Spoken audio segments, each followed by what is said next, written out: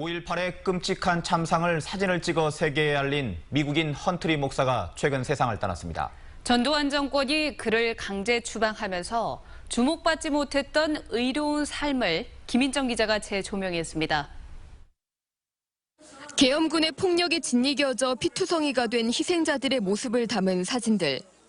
시신이 안치된 현장 구석구석을 찾아가 바닥에 흐른 피에 미끄러지며 사진을 찍은 건 당시 광주 기독병원 원목이었던 헌트리, 한국 이름 허철선 목사였습니다. 헌혈을 호소하러 나간 여고생 자매가 싸늘한 시신으로 돌아온 걸 보고 진실을 알리기로 했습니다. 나간 사람이 얼마 안 됐고 시신으로 들어온 거예요. 근데 그걸 보고 헌트리 선교사님이 이거는 안 된다 하면서 적극적으로 개입을 하고 여러 사람들에게 사진을 찍어라 라고 독려를 했었고, 사진이 번번이 군에 압수당하자 사택 지하에 암실을 만들어 고립된 광주의 진실을 미국과 독일로, 세계로 전송했습니다. 하지만 헌트리 목사의 의로운 활동들은 전두환 정부가 84년 그를 강제 추방시키며 역사 속에 묻히고 말았습니다. How are you? Thank you for remembering us. 인사를 드리고 싶습니다. 감사합니다. 우리 마음이 저기서 같이 있어요. 같이 있습니다. 날마다 생각이 나요. 광주 그때 20년 동안 광주에서 한국에서도 광주에서 10년 동안 살았고 너무나 사랑받고 너무나 날마다 생각납니다. 감사합니다, 여러분. 이것은 1980년 5.18 민주화 운동의 참상을 세계에 알린 찰스 헌트리 부부가 거주하던 사택입니다. 헌트리 부부는 1965년 미국 남장로교 선교사로 내한하며 1969년부터 광주 기독병원과 호남신학대학교에서 섬기며 복음을 전했습니다. 그러던 중 1980년 5월 신군부의 폭력적인 진압에 충격을 받은 그들은 이 참상을 알리고자 현장을 찾아가 사진을 찍고 글을 써서 기록으로 남기게 됩니다. 1985년 한국을 떠나기까지 헌트리 부부는 광주 지역 시민들의 아픔에 동참하여 위로했습니다.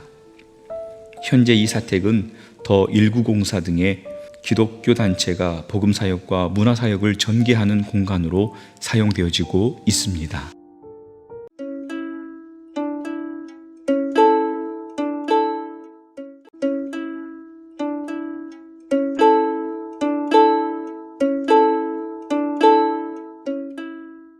목사님! 안녕하세요, 목사님! 안녕하십니까, 목사님! 수배하고 촬영하신다기에 이렇게 제가 마중 나왔습니다. 고맙습니다. 너무 감사합니다. 예, 저희가 감사하죠. 우리 함께 가시죠. 예. 제가 안내해드리겠습니다. 예. 광주에 100년 전으로 시간여행을 하고 싶은 이들에게 권할 만한 아름다운 여학교가 있습니다. 울창한 녹음, 오래된 벽돌 건물, 영화 세트장이 되어도 좋을 만한 아름다운 학교, 수피아 여학교입니다. 남자 학교인 숭일학교는 동운동으로 이사했지만 수피아는 남아서 양림동산 아랫자락을 지키고 있습니다. 교문을 들어서면 바로 앞에 대강당과 광주 3.1 만세운동 기념탑이 우리를 반깁니다.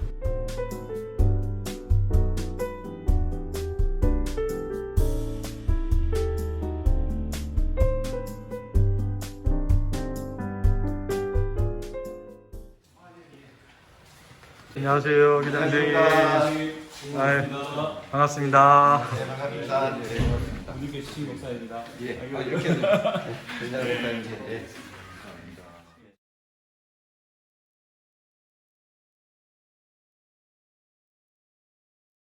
교수님 이렇게 인터뷰 시간 내주셔서 정말로 감사를 드리겠습니다. 감사합니다. 제가 감사드립니다. 네, 몇 가지 수피아 여고 관련해서 몇 가지 궁금한 부분들 질문을 드리겠습니다. 첫 번째, 수피아 여고가 탄생하게 된 배경은 어떻게 되는지 많이 궁금합니다. 1908년에 우리 그 남장로교회, 미국의 남장로교회 소속의 유진벨 선교사님이 설립한 학교입니다. 배유지 목사님께서 여기에서 시작을 하시지만은 처음 학교를 시작하실 때 이 남학생 2명으로 시작을 하는데 그게 이제 배유지 목사님의 사랑방에서 시작을 하는데 배유지 목사님이 이렇게 가시다가 조그만한 꼬마 여자아이들이 공기놀이 같은 걸 하고 있었어요.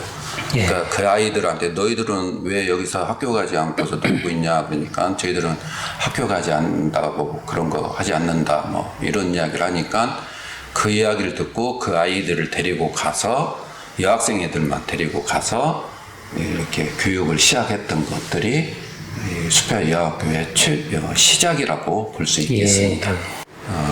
근데 수피아라는 명칭을 갖게 되는 게 그 당시 미국에 계시는 스턴스 여사가 자기 여동생이 있었는데 그분이 세상을 떠났어요. 그래서 그분을 기리기 위해서 돈을 이렇게 헌금을 모아가지고 약 $5,000 정도를 모아서 기념으로 저희 학교를 설립하게 되었습니다.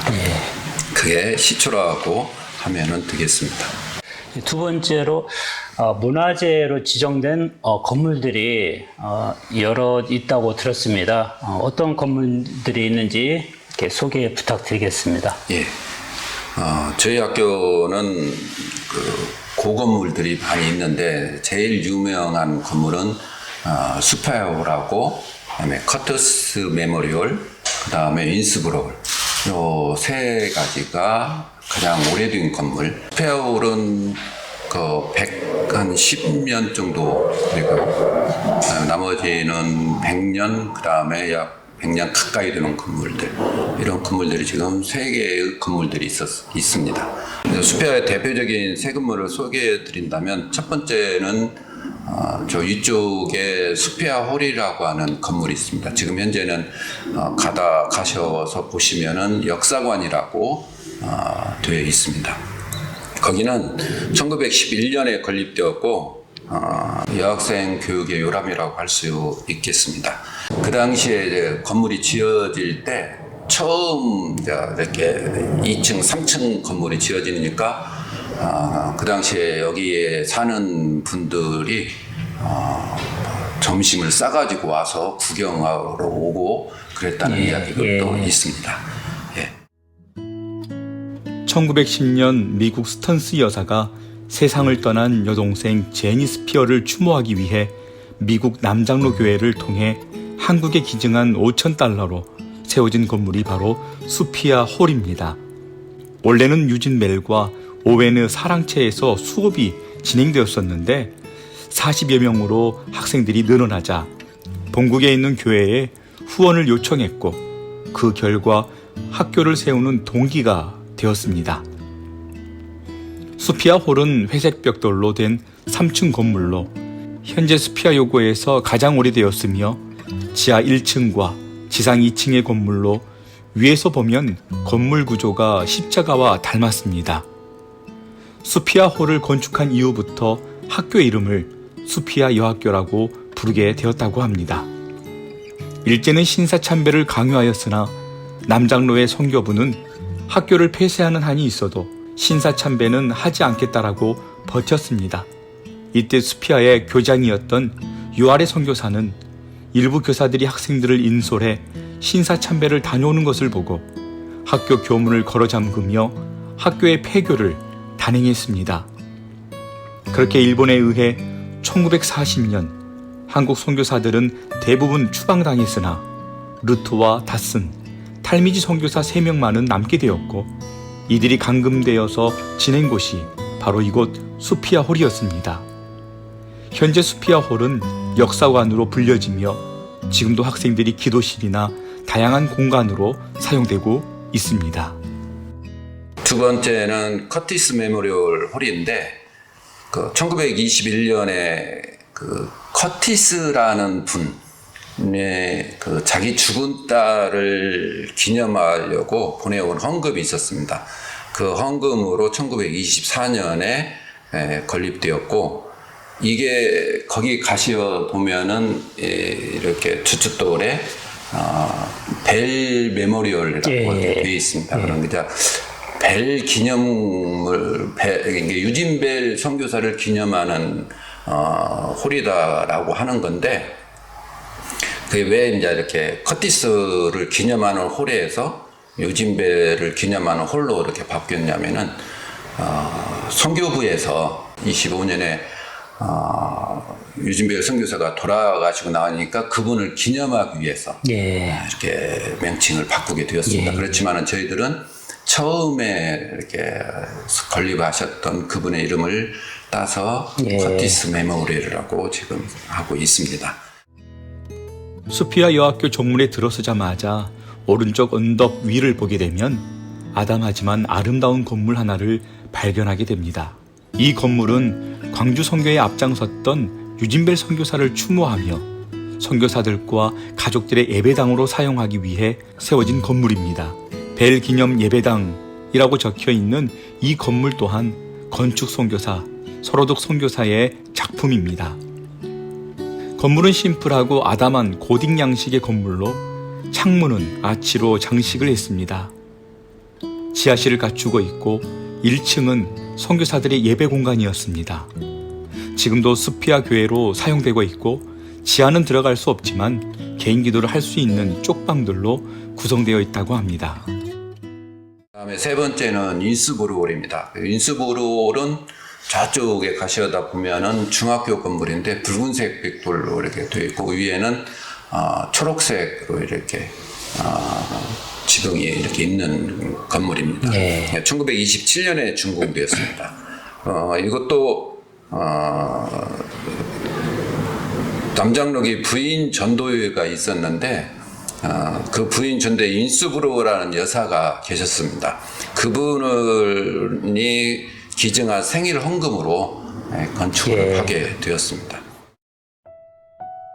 이 건물은 오행 기념각을 지었던 소로득 스와인 하트 선교사에게 부탁하여 1927년에 설립이 되었습니다. 이 건물은 미국 교회의 여성도들이 자신들의 생일 감사헌금을 모아서 윈스브로우 부인에게 전해주었고 이 모금 운동에 앞장선 윈스브로우 부인의 이름을 기념하며 건물의 이름을 정하게 됩니다. 윈스브로우 홀은 지하 1층, 지상 2층의 건물로 다락이 있는 지붕은 양철로 올렸는데 현재는 수피아 여자중학교에서 본관 건물로 사용하고 있습니다. 대층 건물로 가운데 현관 포치가 튀어나와 있는 것이 특징입니다. 윈스브로우 부인은 미국 남장로회 부인조력회의 창설자이기도 합니다. 그녀가 1920년에 한국에 내한하여 서서평 선교사를 만났는데 그때 부인조력회를 소개받게 됩니다. 그렇게 1922년 광주에서 서서평 선교사에 의해 한국교회 부인조력회가 조직이 되고 현재 한국교회에 자리 잡은 것이 바로 여전도회 시초인 것입니다. 마지막으로 궁금한 부분인데요. 수피아여고 하면은 3.1 만세 운동으로 광주 3.1 만세 운동으로 또 상당히 잘 알려져 있습니다. 그 당시에 3.1 만세 운동 때 많은 학생과 교사가 어려움을 당했다고 들었습니다. 도대체 무슨 일이 있었는지 궁금합니다. 그 3.1 운동이 3월 1일 날 시작됐죠. 여기 광주 지역은 3월 저희가 알기로는 11일 날 터진 걸로 저희들이 알고 있습니다. 그 당시 3.1 운동을 시작하면서 준비하는 과정에서 김마리아라든지 이런 유명하신 분들이 독립선언문 만들고 뭐 복사하시고 뭐 이런 상황도 있었고 그러면서 저희 학교에도 그런 것이 이렇게 전달이 되었습니다. 그리고 그걸 가지고 나가야 되는데 그리고 태극기를 만들어야 되는데 그걸 못 만드니 가지고 나가는 방법이 없으니까 그 당시 고종황제에 돌아가신 그 때문에 상복 비슷한 걸 입고 계셨는데 그때 학생들 속옷 그걸 가지고서 태극기를 만들었다는 것도 있고 어떤 경우는 이렇게 일반 종이에다 이렇게 만들어 가지고 이게 품에다가 치마에다가 숨겨가지고 이동해가지고 그 반세 운동을 시작을 했다. 예. 그래서 우리 학생들이 그런 기독교 신앙에다가 그다음에 민족에 대한 그런 애국심 그리고 서양 문물 이런 것들이 이렇게 잘 어우러져 가지고 지금도 저희 학생들은 그런 그 애국심에 지금도 이렇게 뿌리를 이어가고 있지 않는가. 그런 기독교 신앙과 선배들의 그런 정신들이 이렇게 쭉 이어져 오고 있는 게 가장 큰 특징이고. 수피아여고가 역사와 전통을 지니고 있는 명문 학교라는 걸 다시 한번 느낄 수 있었습니다. 예. 오늘 귀한 시간 내주셔서 감사드립니다. 변호사님. 예, 감사합니다. 고맙습니다.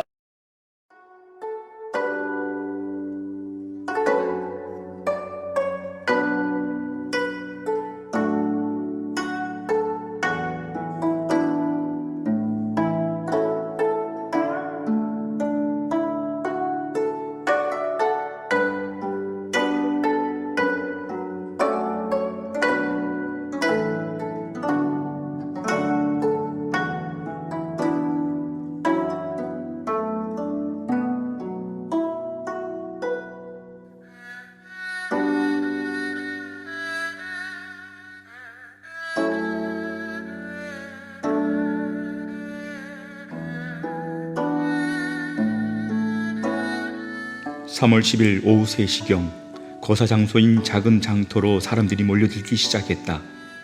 기독교인들과 수피아 유학교, 수민학교 학생들은 광주천, 일반 시민은 서문통 농업학교 학생과 군중은 북문통을 거쳐 이곳으로 모였고 그 인원은 1000여 명에 달했다. 댕기머리에 검정치마, 흰 저고리를 입은 윤형숙은 시위 행렬의 맨 앞에서 만세를 불렀다.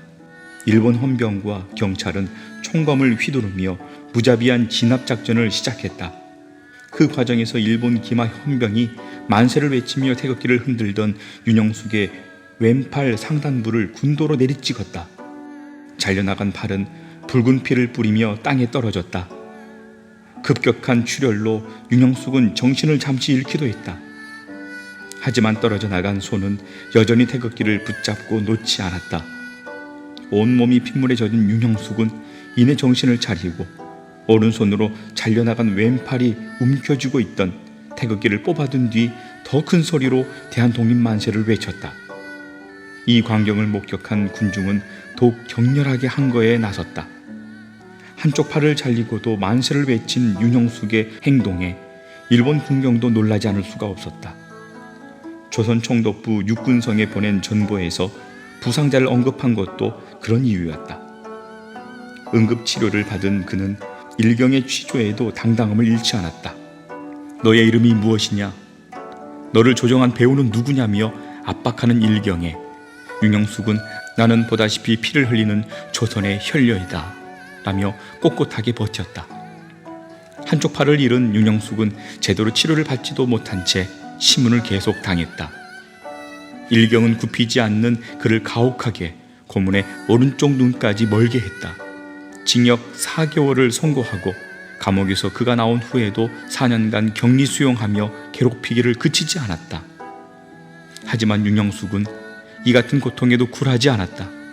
왼팔은 조국을 위해 바쳤고 나머지 한 팔은 문맹자를 위해 바친다라는 신념으로 헌신적인 삶을 이어나갔다.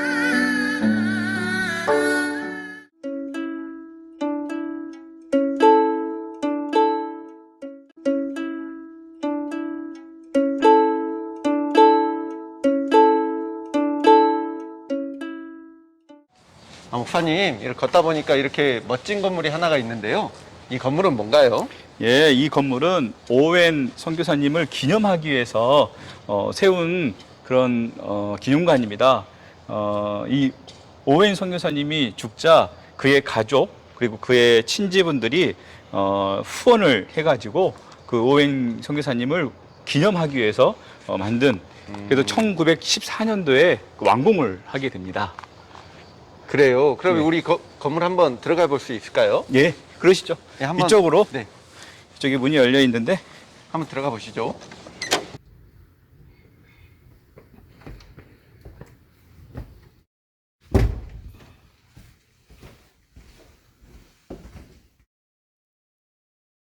야, 건물이 참 고풍스럽네요. 지금 이 건물은 혹시 어떤 용도로 사용되고 있나요? 네, 지금 보시는 것처럼 아직까지도 이렇게 예배를 드리게 되고요. 예전에는 양림교회 또 학생회에서 예배를 드릴 때 썼었고, 또 기독간호대학교 또 스피아 또 숭일에서 그 학생들이 와서 여기서 문학의 밤처럼 어떤 그 행사들을 할 때 이곳을 사용했다고 합니다. 그래서 여기서 문화적인 어떤 그런 발상지기도 한 곳이 바로 이 오웬 기념관입니다.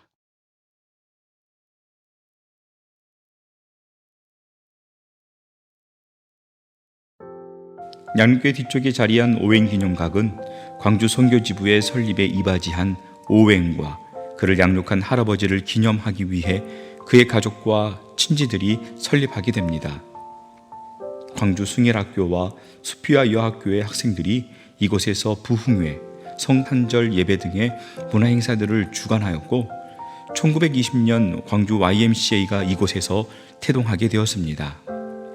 최근까지 양림교회의 학생회 예배실과 광주 기독병원 간호전문대학의 강당과 예배실로 사용되어지고 있습니다.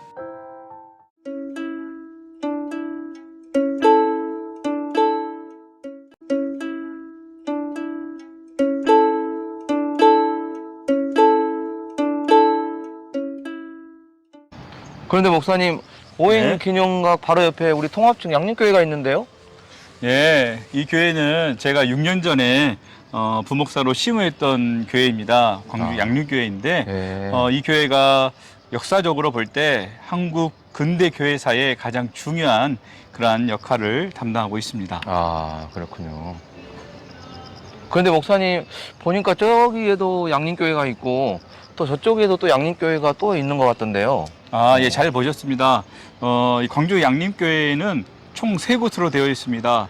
1955년도에 이 교회가 하나였던 이 양림교회가 3교회 그 교단으로 나눠지게 됩니다. 야. 저 앞에 보이는 양림교회는 계단이 많다고 하여서 계단 양림교회라고도 불리는데 네. 저 교회는 합동측 양림교회고요. 네. 저기 길 건너 언덕에 있는 교회 양림교회는 언덕 위에 있다고 그래서 언덕 양림교회. 네. 거기는 기장 양림교회가 됩니다. 네. 그리고 우리 목사님 보시는 것처럼 이렇게 정원이 넓게 있는 이 네. 교회, 오래된 정말. 또 건물이 있는 이 교회는 통합측 양림교회로서 정원교회라고 불리게 됩니다. 정원이 정말 멋있네요.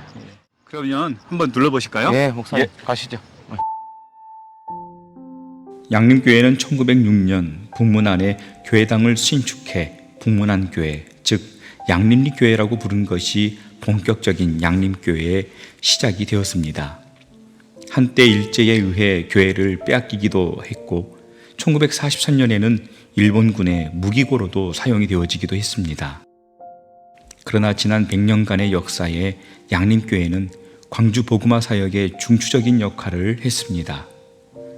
1955년 에큐메니컬 운동을 이유로 분열되어서 지금은 광주 양림교회라는 같은 이름으로 통합, 합동, 기장 측의 3교단의 교회가 이 지역에 있습니다. 1926년에 지어진 예배당은 통합 측에서 사용하고 있습니다. 광주 양림교회 앞마당에는 광주 지역 사회와 함께한 교회 역사를 상징하는 3개의 종이 세워져 있습니다.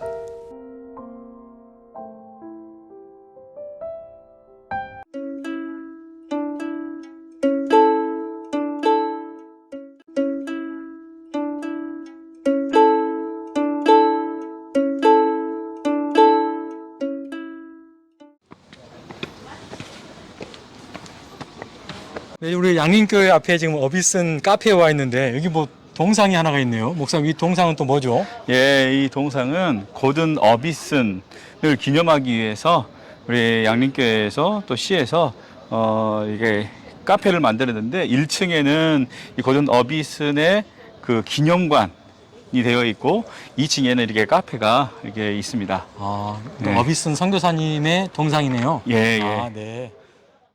1891년 캐나다 토론토에서 태어난 고든 어비슨은 세브란스 병원의 초대 원장인 아버지 올리버 어비슨을 따라 3살 때 한국에 오게 됩니다. 아버지 올리버 어비슨은 미국 북장로교 의료 선교사입니다.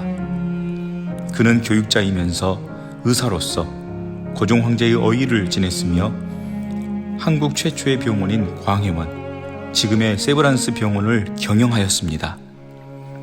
고든 어비스는 1925년부터 1938년까지 광주를 중심으로 YMCA 지도자 겸 농업학교 교장으로 봉사하게 됩니다.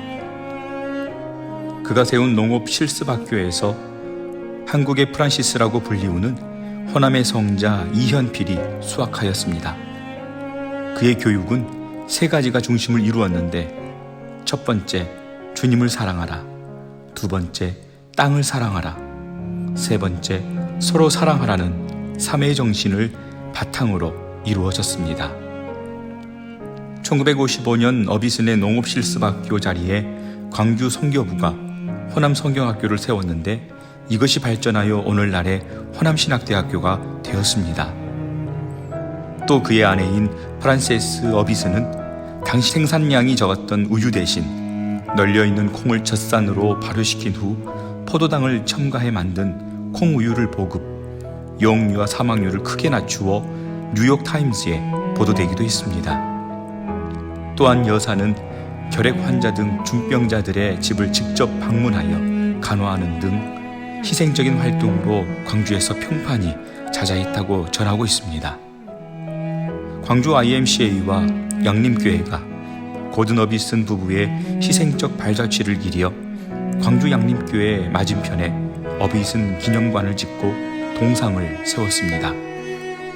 기념관 1층에는 어비슨 기념홀, 2층에는 어비슨 카페가 들어서 있습니다. 기념홀에는 양림동 문화지도와 어비슨의 행적을 담은 사진 자료들이 전시가 되어 있습니다.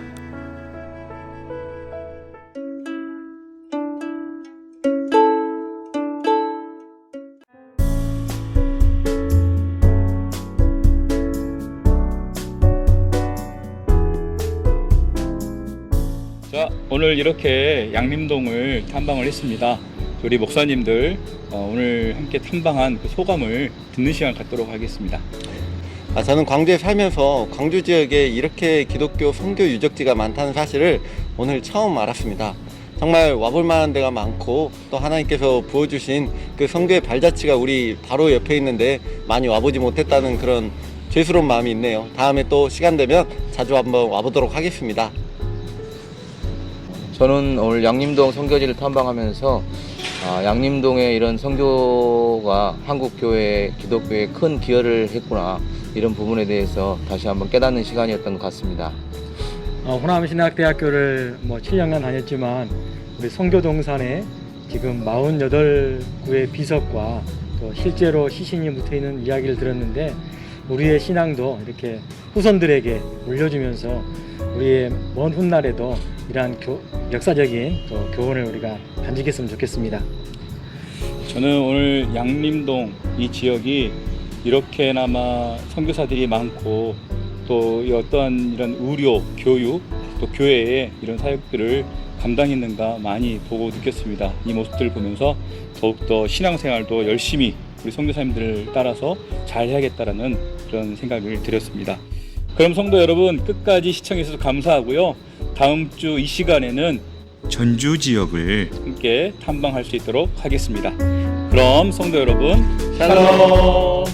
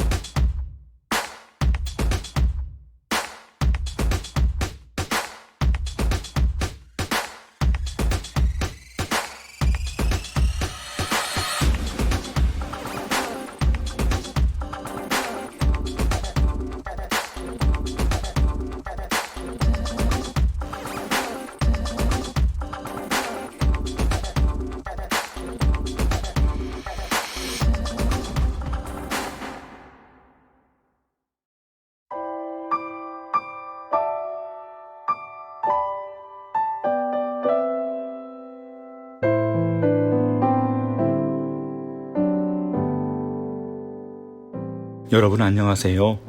저는 최충희 목사입니다.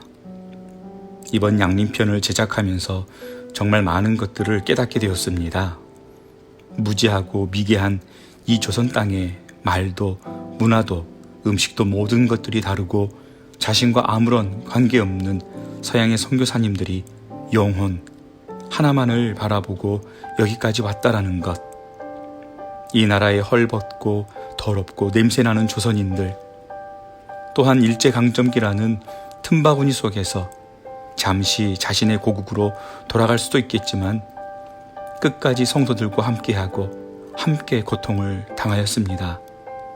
특별히 이 땅 광주의 피 맺힌 졸귀와 처참함 속에서 자신의 목숨을 걸고 사진을 찍고 세계 열방에 이 사건을 알렸던 선교사님들, 정말 목사로서 하염없이 작아지고 부끄러움을 느꼈습니다. 우리 모두가 선교사님들의 10분의 1만이라도 따라가려 노력한다면 이 땅 가운데 다시 한번 예수 그리스도의 사랑의 복음이 전파되어질 것입니다. 이번 영상을 제작할 때 시나리오만 A4 용지 10장, 촬영 협조 공무만 4곳, 9월 19일부터 지금까지 5번 양림동에 다녀오고 고민하고 자료 수집하고 거의 40시간 이상 시나리오 작성과 편집에 많은 시간들이 소요되었지만 너무나도 뿌듯하고 하나님께 감사함 뿐입니다. 촬영에 함께 해준 세 분의 우리 목사님들께 감사하고 이 영상을 통해 조금이나마 호남 광주 선교 역사를 알고 선교사들의 신앙을 본받게 되는 무등의 성도님들이 되어지시기를 소망합니다.